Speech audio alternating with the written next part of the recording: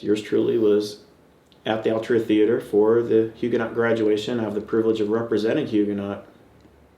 Of course, I was on that stage. I shook Sean Jackson's hand.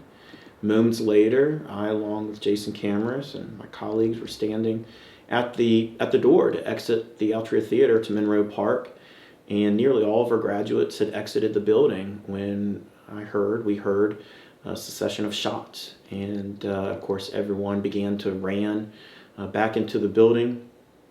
I don't even know how long I stood there holding the door open because, as you know, the door's locked, and trying to get everybody back into the facility.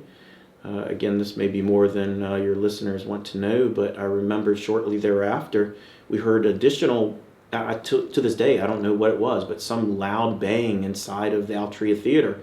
A lot of persons inferred that the shooter was inside, so many of those same folks who had just let it back inside the Altria Theater were now rushing in the opposite direction, back into harm's way, unknowingly into harm's way. Of course, fortunately, the shooter would be shortly thereafter apprehended. My point is to say that immediately that day, that evening, that afternoon, before I even departed the Altria Theater, before I'd crossed the police line, our staff had shared with me what really had happened and the circumstances relevant to what precipitated that shooting. Of course, that prompted me to immediately reach out to our board leadership and to our superintendent to request an emergency meeting to deliberate on next steps. That meeting never happened. I was told that at our next regularly scheduled meeting, Jonathan, you'd have an opportunity to present your case, because though I wanted to, of course, be objective in every regard, it's most prudent for a public servant to wait until you obtain all the facts to arrive at any conclusion. My radar, because of what I had been told, was up, and I feared the worst. My point is to say that next regularly scheduled meeting, the emergency meeting didn't happen, but that next regularly scheduled meeting, I was told, oh, you want to have a conversation about what? Oh, we aren't prepared to discuss that. Right? Well, we had a conversation about it, whether people were prepared to talk about it or not. That conversation didn't go well. It was behind closed doors, regrettably, but I can share with you that folks were very candid, including yours truly. Fast forward, information began to leak. More and more persons, including even in the public, became cognizant of what really had happened and didn't happen. And a report was put together, a report that candidly was often inconsistent with what the public now has an opportunity to review. I'm referring to the Sands-Anderson third-party review. And what's more, it was wholly inadequate, incomplete. So yours truly, again, I have the privilege of representing Huguenot, concurred with my colleague, Shonda Harris-Muhammad, along with Kenya Gibson and my other colleagues pertinent to this third-party review. It was now evident to me, after I had requested that emergency meeting, after that very initial deliberation behind closed doors went so not well, and because we were now in receipt of this internal report that I knew was wholly inadequate, that RPS was unable to do this, and we needed to request an independent third-party review. Fortunately, thank God, a majority of my colleagues, not all of my colleagues, but a majority of my colleagues agreed with Shonda, Kenya, yours truly, and Pam Berry, who has a lot of experience, did an exceptional job. My hat is off to Sands-Anderson. They spent a lot of time. Yours truly, you can read the transcripts. Spent a lot of time on the phone with Pam, as did a lot of our staff. And folks were very forthcoming. Our staff, my assessment in reviewing the document back in November was that this was a very candid report relevant to our many shortcomings in Richmond Public Schools. Many shortcomings. And I'm being as polite as I can in using the word shortcoming. Now that the public has an opportunity to review what I've been speaking to since I saw the document, it is damning. There were personnel failures. There were policy failures. There were operational failures. And candidly, it all culminated in a real disregard for student, teacher, RPS stakeholder welfare. It's very evident in reviewing the report that we put people's lives in jeopardy. There is no other way to characterize it.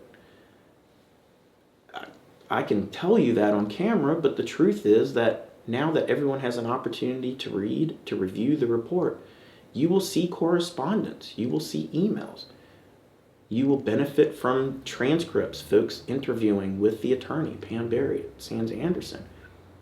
You will benefit from Pam's even, I'm referring to the attorneys, even inquiries. You will benefit from her questions of witnesses in the document.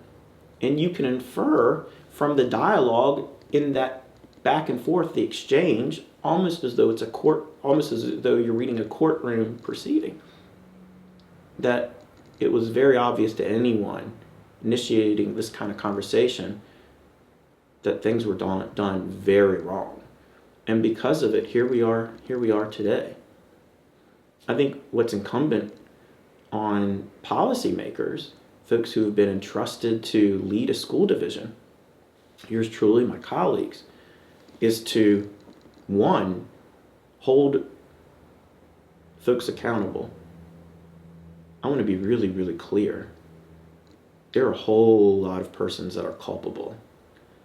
I do pray that no one reads this report and limits culpability to but one or two persons. For sure, there is a degree of variance relevant to culpability. It's very obvious to anyone reading this document that there are some persons that are more culpable than others, or at least that's what the report presents. However, I think it's really important that everyone acknowledge that they're culpable in this. It begins with us. It begins with the school board. Above all else, the school board is culpable. I hope all of my colleagues appreciate that. I for sure do. The school board of the city of Richmond sets the tone. And I have no doubt, because I wasn't born yesterday and I didn't just start this job yesterday, I've been doing it since 2017, that the tone that has been set by the school board of the city of Richmond, relevant to protecting kids and or teachers, has been woefully inadequate. Woefully inadequate. And candidly, often, some of the comments and or dialogue initiated at the school board, I think precipitated some of this reckless disregard for welfare, for keeping kids and teachers safe. So the school board is culpable. Our faculty and staff, our administration, also share in that culpability. I'm not going to spend a lot of time speaking to that because the report is pretty clear and folks can arrive at their own conclusion. So my point is to say there were personnel failures. There were policy failures. Look, yours truly immediately subsequent to the shooting at George Wythe. And need I remind your listeners, yeah, the Altruist shooting was the worst of the worst. It was awful. But it wasn't an aberration. We had the shooting at George Wythe this past year. We had a shooting at one of my elementary schools just down the street from where we are here. I'm referring to Westover Hills Elementary. Last semester even, we had over, I think it was 20 knives found on students' bodies. So my point is to say that this was not an aberration. And tragically, the tone set by the school board, I think, really reveals a lot of culpability in what happened. But there were policy failures immediately subsequent to the George Wythe shooting, a different incident. Yours truly, among 10 different policy proposals I introduced for my colleagues' consideration, some that we have, thank God, now adopted. But among them was to change what merits a threat assessment review. Certain circumstances, certain threats inside or outside of our buildings often, merit a threat assessment team review. And this includes, as you would expect, RPS staff. So This will include counselors. This will include psychologists. This will include building leadership. It will also include Richmond Police Department. My opinion is that we are very laissez-faire, very aloof as it relates to what merits a threat assessment team review. So yours truly introduced a proposal to significantly expand what requires that. My colleagues disapproved it. We still have not changed that. I pray that going forward, now that folks have an opportunity to read this document, this third-party review, among the common sense policy measures that will change pertains to what I proposed immediately after the George Wythe shooting, i.e. to expand the scope of what merits a threat assessment team review. Now, we have adopted some other operational changes. For example, you know that all of our middle and high schools, all of our secondary schools now include metal detectors. You know that we have adopted, fortunately, a different approach pertinent to firearms and or any kind of weapons. Yours truly regularly sits on the discipline committee hearings where students arrive and are unfortunately accused of bringing some kind of weapon to school. And let me give credit where credit is due. In my tenure on the board, particularly after this awful event of June 6th, I've seen the needle move in regard to my colleagues in the administration acknowledging and appreciating just what a serious matter this is. But anyone who takes the time to read what really is a pretty short, concise document, it's only about 30 some pages, they are going to see certain lines, they're going to see certain emails jump off the page. And when I had an opportunity, first in November, to read this document, there were certain parts of that report that were like a sledgehammer. They were the most disheartening and candidly often disgusting kinds of things I'd seen in a long time. I mean, we all should, irrespective of your worldview and or what you may want, we all have to live in a grown-up world and appreciate that our first and foremost responsibility has got to be to protect people. We didn't do that in Richmond Public Schools, and the report reveals that in a really profound way. And because of it, I think at the risk of belaboring the point, there are a lot of people that are culpable.